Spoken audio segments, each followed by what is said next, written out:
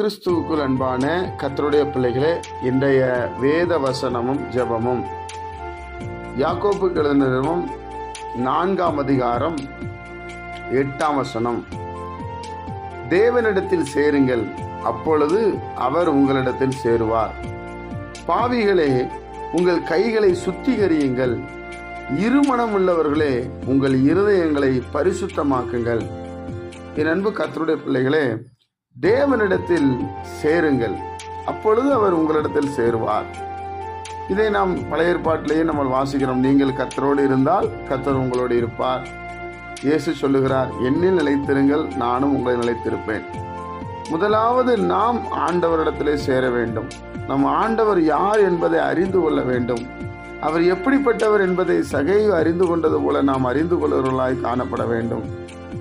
இரண்டாவதாக, பாவிகளே, உங்கள் கைகளை சுத்திகரியுங்கள். பாவம் செய்கிற நாம நம்முடைய கைகளை பரிசுத்தமாய் பார்த்து கொள்ள வேண்டும், சுத்திகரிக்க வேண்டும். இருமனம் உள்ளவர்களே, உங்கள் இருதயங்களை பரிசுத்தமாக்குங்கள். 2 நிலைகளில் நடக்கக்கூடாது. கர்த்தர்கிட்ட நம்ம வந்து கர்த்தருடைய பாதத்துல விழுந்துடணும். அவர் தான் நமக்கு கிருபைகளை அளிக்கிறவர். அவர் தான் தேவனுடைய ராஜ்யத்துக்கு நம்மை கொண்டு போகிறவர். இயேசு கிறிஸ்து தான். அதனாலதான் இங்கே யாக்கோபு எழுதும் போது எழுதுகிறார், இருமனம் உள்ளவர்களே, உங்கள் இருதயங்களை பரிசுத்தமாக்குங்கள். பரிசுத்தத்துக்கு ஒப்பு கொடுங்கள். உங்க சிந்தை, உங்க எண்ணம் எல்லாம் பரிசுத்தத்துக்கு நேராக திரும்பற்றும். என் அன்பு கர்த்தருடைய பிள்ளைகளே, நாம் தேவனிடத்திலே சேருகிறவர்களாய் காணப்பட வேண்டும். ஒவ்வொரு நாளும் காலை வேளையில எழும்பி, ஆண்டவரே, நான் இடத்துல வருகிறேன்ப்பா, இயேசு சுவாமி, நான் இடத்துல வருகிறேன், நீ என் மத்தியிலே பிரசன்னரா இரும் என்று சொல்லி ஒவ்வொரு நாளும் நம்ம ஆண்டவரோடு சேர வேண்டும் என்று வேதம் நமக்கு சொல்லுகிறது. அப்பொழுது அவர் நம்ம இடத்துல வந்து சேருவார். நம்ம பிரயாணத்துல நம்ம கூட இருப்பார், நம் வியாபாரத்துல கூட இருப்பார், குடும்பத்தின் காரியத்துல கூட இருப்பார், நமக்கு உதவி செய்ய வல்லமை உள்ளவராய் இருக்கிறார்.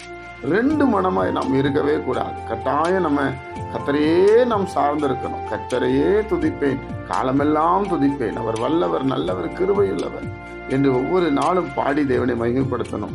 அதைத்தான் இந்த வேதம் இப்படி சொல்லுகிறது. ஆண்டவரிடத்துல சேருவோமா? பிதாவே, உம்முடைய குமாரன் இயேசு கிறிஸ்துவின் நாமத்தில் வருகிறோம். இந்த காலை வேளை எங்களுக்கு நீர் ஆசீர்வதித்து தார். இந்த நாளுக்குரிய சமாதானம், சந்தோஷம் எங்கள் வாழ்க்கையில உண்டாகட்டும், நன்மை உண்டாகட்டும். இதை கேட்கிற ஒவ்வொருவரையும் ஆசீர்வதியை மேன்மைப்படுத்தும். இயேசு கிறிஸ்துவின் மூலம் ஜெபிக்கிறோம் நல்ல பிதாவே, ஆமென்.